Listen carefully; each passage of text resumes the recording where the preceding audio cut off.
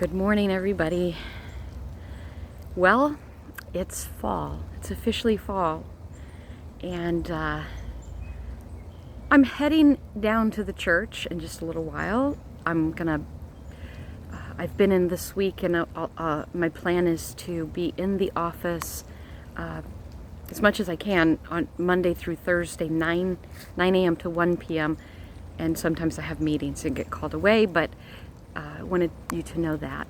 But here I am. I thought I needed to take a little walk this morning before I head down to the church, and it's a little bit of rain, but I thought, it's fall and we're heading into the rainy season. I can't let rain prevent me from my spiritual practice. So it's hard to imagine. Here we are. Let me turn. I've walked down to the lake.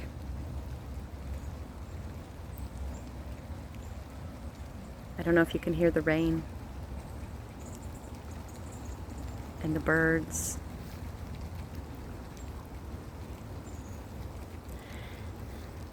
Might be one of my very favorite sounds in the whole world.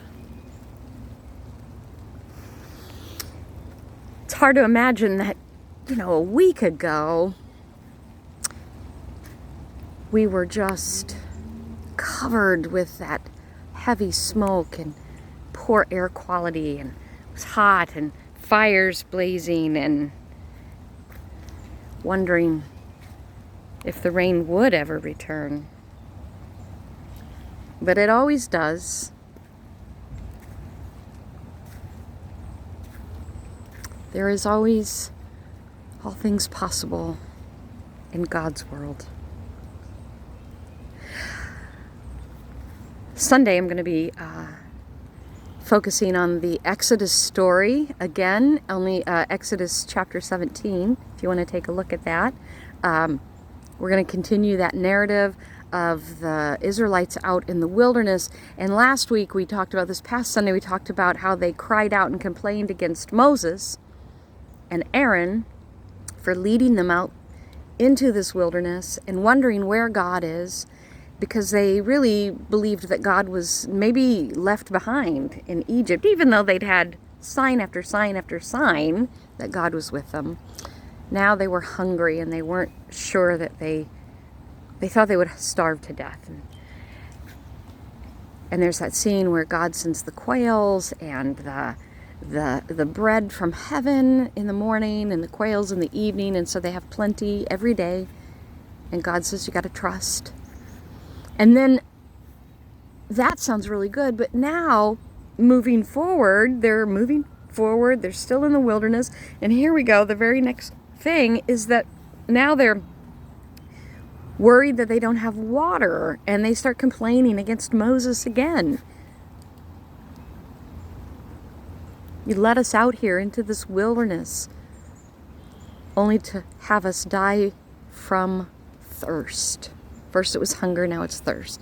And so you can take a look at that chapter to prepare for Sunday, but we're going to talk a little bit about that and the power of water and the power of God's promise. But this morning, I want to just take a minute on this really beautiful fall morning. I find this beautiful. I welcome the rain. We need it so badly. I like the cloudy, overcast skies as much as I love the sunshine. Everything has a place, a time and a place. And I'm thinking about Psalm 25, which is one of the lection readings for this week. Psalm 25, there's this line in verse 4. It's a beautiful psalm. I really urge you to go read it and spend some time with it this week in meditation. But verse 4 is what's really been sticking with me. It says, teach me to know your ways, O Lord. Isn't that a beautiful phrase? Teach me to know your ways, O Lord. Show me your paths. And I believe paths is plural, your paths. Not just one path, but paths. Teach me to know your ways, and show me your paths. I was just thinking how powerful that is, because I know many of you, including myself, are falling into some despair. It's really easy to slip into a place of like worry and despair. I hear it directly from folks. I see it through social media and emails. Like, people are worried. There's a lot of fear. There's a lot of despair. We're wondering what is happening to our world, to our country, to everything. Like, it feels like everything's falling apart. Everything.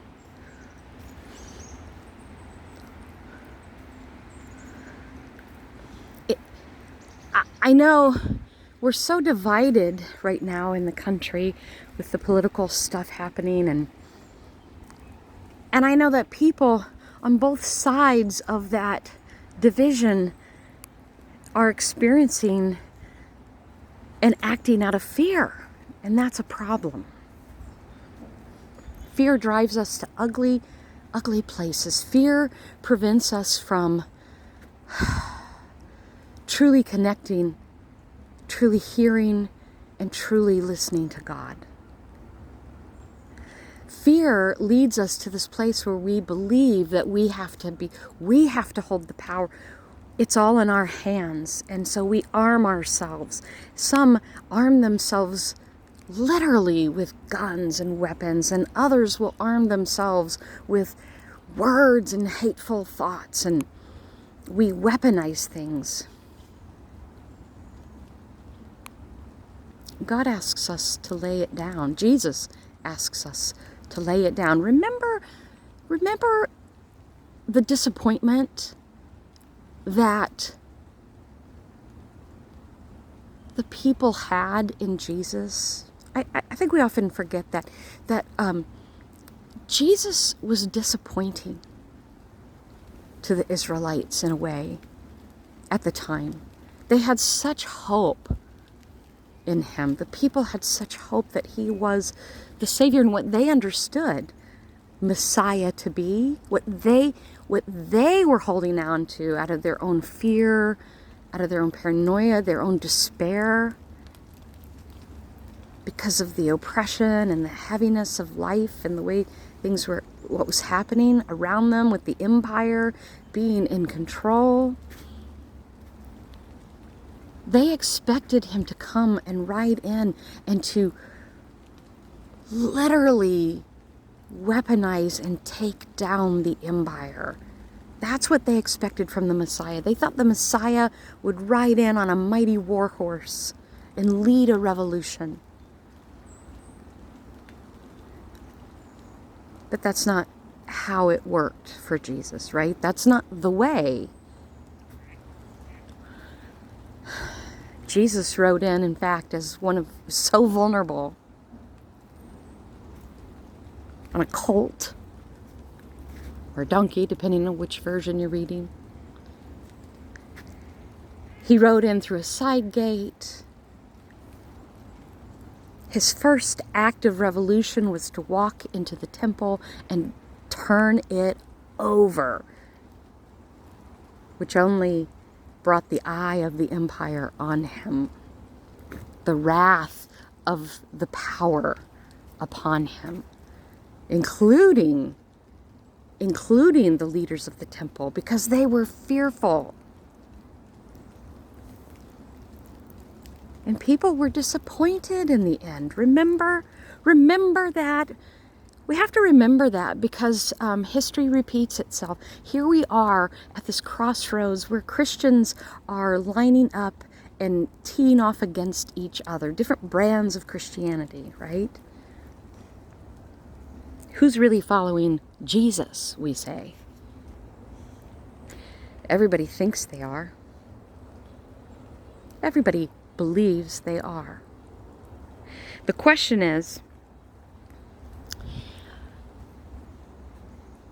are we listening to God when the psalmist says, Teach me to know your ways, O God. Show me your paths. And we know that God's way is always the way of peace and love and harmony. No, I know there will be people who will argue that there's a lot of violence, especially in the Old Testament. It's true. But God's way is always the way of justice. God begs us and has begged us throughout the centuries to create just societies. What does a just society look like? It means we don't forget the least. We don't tread on and make life harder for those whose lives are already difficult and hard. You know, when you have plenty, when you have a field full of harvest, when you go to harvest that field, leave a little behind. Don't just take everything. You don't need everything. Leave behind the bits and pieces for the least of these. That's the least we can do, right? To make provisions for the least. That's why when we ask you to tithe and to consider a financial tithe, that's really part of what it is. It's about the gleaning. It's like, will you leave a little something?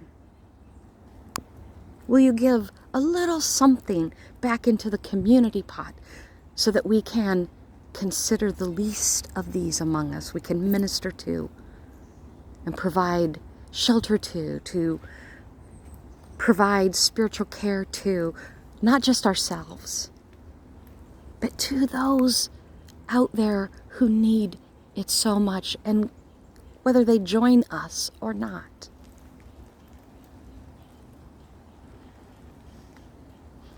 In this world that is so divided, my friends, don't fall prey. Don't fall prey to the argument that you have to choose a side and choose a weapon.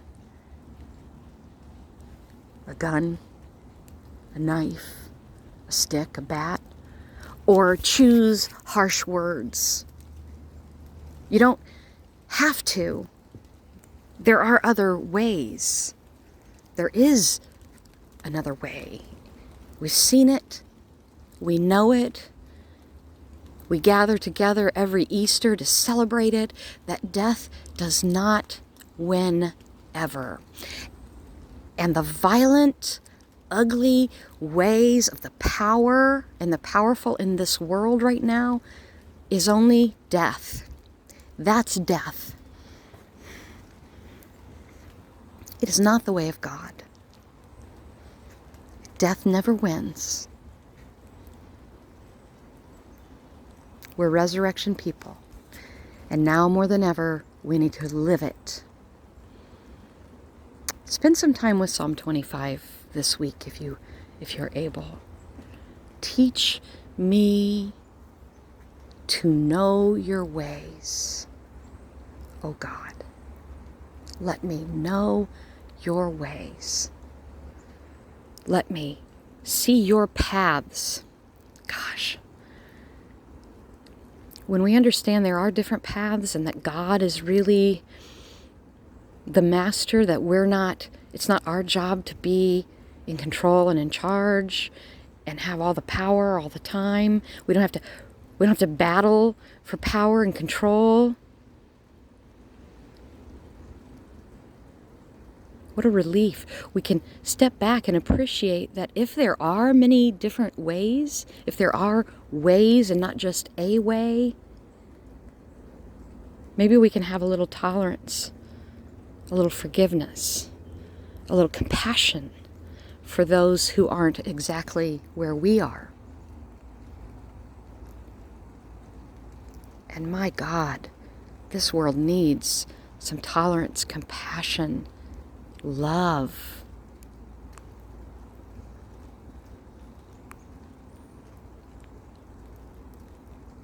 May it be so.